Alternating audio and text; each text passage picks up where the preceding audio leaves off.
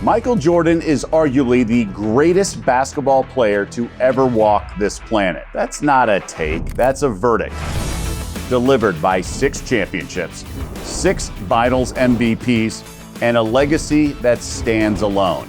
But here's what gets lost in the mythology. His path to Chicago was not inevitable. It was not destiny. It was a chain of very human decisions. Front office gambles, positional biases, and 2 actual coin flips that happened to break exactly right. Most fans think of Jordan's story as a straight line. North Carolina, Chicago, 6 rings. But the real NBA story started 5 years before he was ever drafted, 1979, when Jordan was still a sophomore in high school, 1 year removed from famously getting cut from the varsity team. Because something happened in the NBA that year that would quietly shape Jordan's entire future. A coin went into the air, and what came down changed everything. But at the time, we only thought it would impact another MJ. Los Angeles Lakers select Urban Magic Johnson, Michigan State, 6'8", 200 pounds. Magic had just won the national championship with Michigan State, defeating Larry Bird and Indiana State in the title game. He was the grand prize of the draft. Now, at the time, years before the lottery, the NBA determined the top pick with a coin flip between the worst record in the East and the worst record in the West. That means the Chicago Bulls had a 50-50 chance of landing a superstar in Magic. The other team was the New Orleans Jazz, but they had made a trade with the LA Lakers a few years earlier for the rights to this future pick in 1979. So even though LA had just gone to the playoffs with Kareem, they could add Magic Johnson. And they had a little coin flip over a squawk box in the NBA offices, and it was a question of heads or tails. And the Chicago Bulls, ever the promotional people, decided to let their fans pick whether it should be heads or tails. Over 3,000 Bulls fans voted, and heads won out. But the commissioner's toss ultimately landed tails. Oh, I was so happy. Because the Bulls weren't very good at No, and the Lakers had Kareem Abdul-Jabbar. Yeah. And come to LA instead of Chicago? Oh, man, I take that all day. What's particularly funny about that fan vote, Bulls broadcaster Johnny Kerr suggested it because he was with the Phoenix Suns a decade earlier when Jerry Colangelo first concocted the idea. Now then, Phoenix called heads and lost the coin toss to the Milwaukee Bucks, who got the draft Lou Alcindor, later known as Kareem Abdul-Jabbar.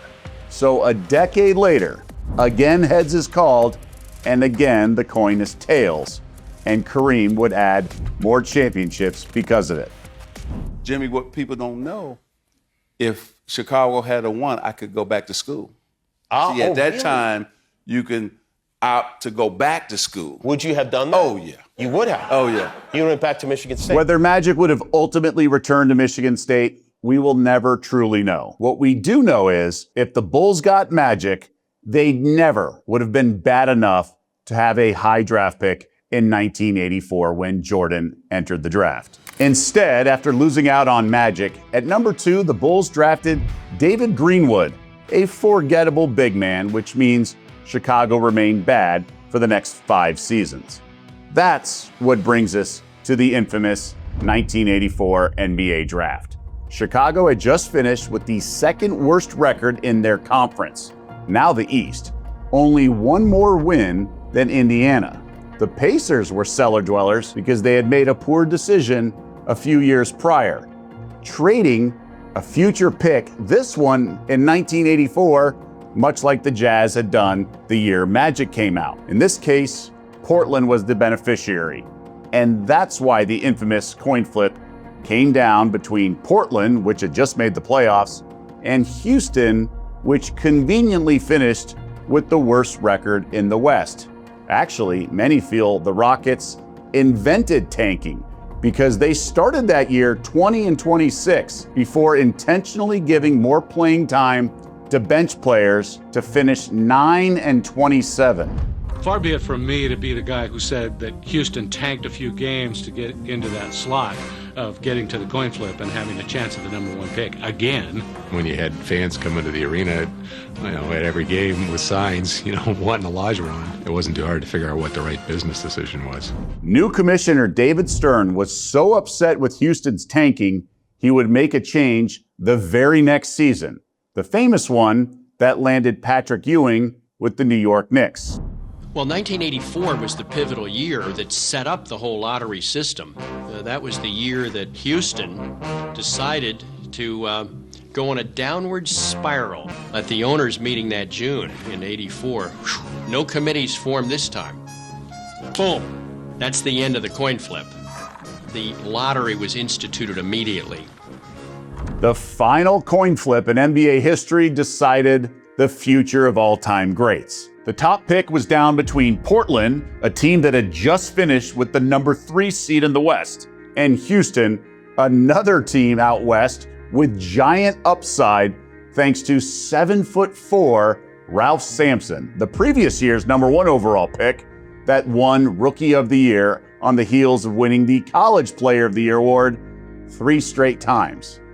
Both franchises expressed a desire to call the coin, so Commissioner Stern conducted a preliminary toss just to determine who got to call the actual toss. Portland won that, so the Blazers got the honors and called tails, but it landed heads. Heads it is. That means the Rockets were officially on the clock. And even though they had the 7'4" Sampson, all signs pointed to Houston Cougars center Hakeem Olajuwon, with head coach Bill Fitch in attendance of the coin flip. You look at the defensive end, and he would probably be the center in that Ralph would be the one that we would nominate, at least from this standpoint, to go out and play the power forward. So even though Michael Jordan had just hit the game-winning shot to win the 1982 national championship and just swept the Player of the Year awards in '84, Olajuwon would be the guy because, at the time, the league prioritized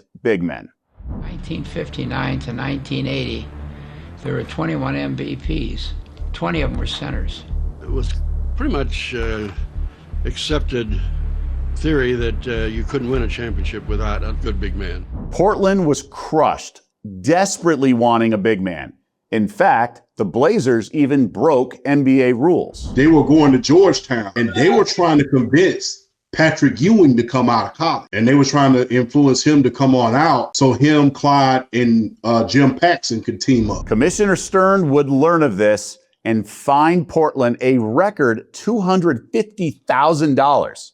But ultimately, Ewing was a man of his word. We had hoped that Ewing was going to come out that year. I wish he'd have come out, because then it would have been easy. If you lost Olajuwon, you take Ewing. We'd have been happy with either one of them. On top of that, the Blazers even tried a legal option, offering the Rockets a package for Sampson, involving the number 2 overall pick and Clyde Drexler. But Clyde the Glide had just finished his rookie season and yet to launch his Hall of Fame career. The Rockets declined, but they could have had a young core of Olajuwon, Drexler, and Jordan with the 2nd overall pick. But now the Blazers owned that 2nd pick, and all reports had them fixated on Kentucky 7-footer Sam Bowie, who once dazzled with 22 points and 17 boards in his college debut after being named the high school National Player of the Year. Number 43, Mike Tominski. We got Mike Tominski. At the time was considered one of the top centers in college basketball. And Sam said, Coach, he ain't never seen nobody like me. I remember realizing that, whoa, I might be the leading scorer, the leading rebounder, the most blocked shots. I have arrived. I think the only thing he didn't do that game was bring the ball up. For Sam to have that outstanding game right off the bat, it really got the expectations up high very quickly. Bowie's college career had its peaks, but it was tainted by serious injury, missing 2 full seasons with a broken leg. But as a senior, he played all 34 games and led Kentucky to the Final Four, earning 2nd-team All-American honors. The Blazers were familiar with this type of risk, having just experienced life with an injury-prone center in Bill Walton. But Big Red had also delivered the 1977 NBA championship. And at the time, the rival Lakers had just reached back-to-back finals. The Blazers were coming off a decade of getting their brains beat in by Kareem Abdul-Jabbar down in L.A. I mean, the conventional wisdom at that time was you have to have the big guy in the middle or you're never going to get there. Everybody was trying whatever they could to get another big man or to get some way to defend Kareem and to slow down the Lakers at that time. Portland general manager Stu Inman was close friends with legendary Indiana Hoosiers coach Bobby Knight, who at the time was coaching Team USA ahead of the Summer Olympics. Knight was witnessing Jordan firsthand during those Olympic trials and famously implored his buddy to draft MJ. Legend has it, Inman was adamant about needing a center while already having a rising star guard in Drexler with all-star Jim Paxson also in the backcourt. And Knight replied, "Play Jordan at center and he will be the best center in the league." During those Olympic trials, Knight was later asked about Jordan and listened to what a no-nonsense disciplinarian coach said even before MJ had stepped on an NBA court. If I were going to pick the 3 or 4 best athletes I've ever seen play basketball, he'd be one of them. I think he's the best athlete I've ever seen play basketball, bar none. If I were going to pick people with the best ability I'd ever seen play the game, he'd be one of them. If I were going to pick the best competitors that I'd ever seen play, he'd be one of them. So in the categories of competitiveness, ability, skill, and then athletic ability, he's the best athlete, he's one of the best competitors, he's one of the most skilled players. And that, to me, makes him the best basketball player that I've ever seen play. Inman ultimately ignored his confidant and changed basketball history. Portland selects Sam Bowie, University of Kentucky. Sam Bowie, the young man who came back from a stress fracture injury, the left shin bone. He was out for 2 seasons, redshirted, and he has come back. He has returned strong. Well, I went up to Portland. They gave me about a 7-hour physical. So as far as I'm concerned, I'm 100% sound. Chicago was next on the clock with the 3rd overall pick, settling for a guard, Michael Jordan. Well, thank goodness. I think that's probably what I'm known more for than anything else. And if you're going to be known for something, that's not a bad thing to be known by. The team that lost the Magic Johnson coin flip in 1979 and thus would never have been in this position. The team that missed the Eastern Conference's worst record by 1 game and thus may have wound up with Olajuwon. The Bulls simply got to take the best player available. The Chicago Bulls pick Michael Jordan of the University of North Carolina. And it just happened to be an absolute legend, perhaps the greatest ever. About a month before the draft, Stu Inman, who was the GM of Portland at the time, that I was very friendly with, and I called him and I said, have you guys decided who you're going to take yet? And he said that if Bowie passed the physical, they would take him. The humble Rod Thorne does deserve some credit, though, because he could have drafted a power forward, gone big. The next 2 picks after MJ, 2-time All-American and Jordan's UNC teammate Sam Perkins, and future Hall of Famer Charles Barkley. Plus, Thorne also declined trade offers. Rod Thorne, the general manager of the Bulls, he got an offer from the Philadelphia 76ers for Julius Erving. We rock the baby to sleep and slam dunk. We were offered several enticing deals, but in our mind, other than Olajuwon, Jordan was our guy. Thorne has often been asked about those pivotal moments like the coin toss. Portland won the flip. They would have taken Olajuwon. Houston would have taken Michael. So we were just very, very fortunate. Had you been number 1, would you have taken Jordan? I would have taken Olajuwon. And that means MJ would have fallen to Houston at number 2. Instead, the Blazers held that spot and were eventually optimistic about Bowie, largely because he had passed an extensive physical. But years later, Bowie admitted otherwise. During the exam, when doctors hit his left tibia with a mallet, he reported no pain, but later conceded he was lying, simply trying to realize his NBA dream. I'll never forget the night he went down in his 3rd year. There was a loud crack that could be heard throughout the arena. everybody just did a collective sigh. Said, oh, here we go again. Every time we play the Chicago Bulls, I kind of run up to Michael and grab him by the shirt collar and say, look, if you wouldn't have become the player that you are, I wouldn't be going through all these controversies that I've been going through. The Blazers have not won a championship since that draft doom, only reaching the finals twice, the last in 1992, where they, ironically, lost to Jordan and the Bulls. And MJ famously shrugged his shoulders after making 6 three-pointers in the first half of Game 1. And I'd like to say a special thanks to the organization, to the city of Chicago. Thank God you drafted me instead of Portland.